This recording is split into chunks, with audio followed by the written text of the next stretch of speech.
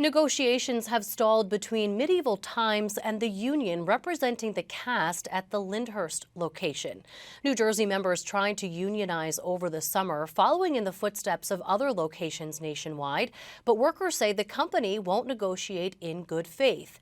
Now the case is being dragged to court as Medieval Times sues the union for trademark infringement.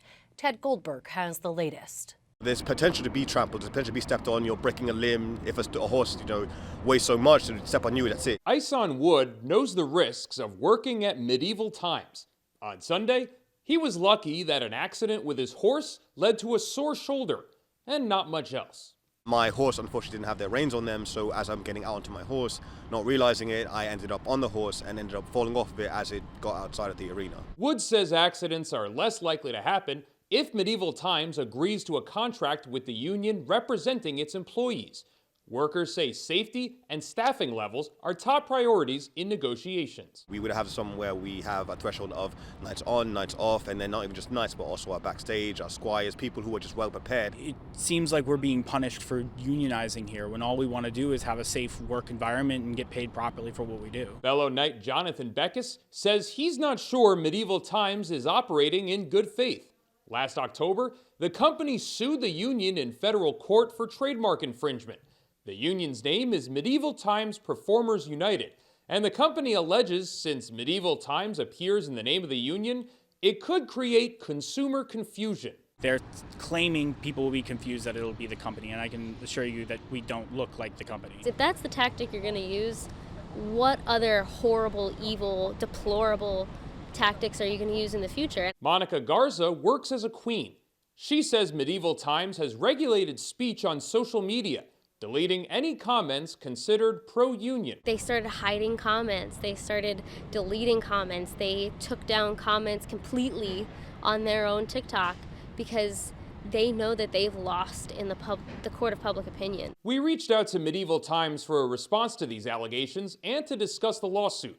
We didn't hear back. I think the lawsuit is quite frivolous on the part of the corporation. William Bruscher is a professor of labor studies and employment relations at Rutgers.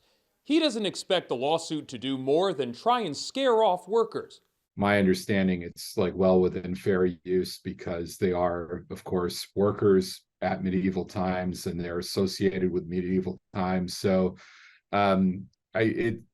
to me, it's just an attempt at punitive retaliation. Medieval Times United has filed multiple complaints with the National Labor Relations Board while trying to hammer out a contract. It's a lawyer and then two other people, and they'll sit there and tell you why you're not worth it and why they have the money to pay you, but they don't value enough to do so. We're making these huge concessions, coming down huge percents of what we originally wanted. Former employees claim they've been pushed out because they supported the union.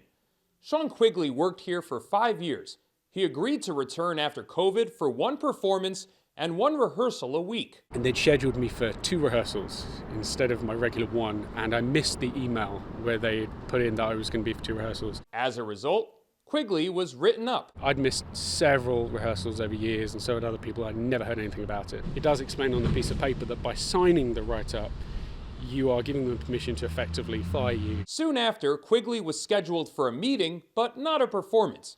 He quit before attending that meeting, assuming he would be fired. If an employee is put in a position whereby they choose to resign because their job has effectively been made unpleasant off the back of union organisation activity, pro-union activity, and you can put a clear correlation between those two things, from a legal standpoint, that is the same as them firing you. The next step in the ongoing legal dispute between Medieval Times and its union comes on Tuesday when a judge is expected to rule on a motion brought on by the union to dismiss the trademark violation lawsuit.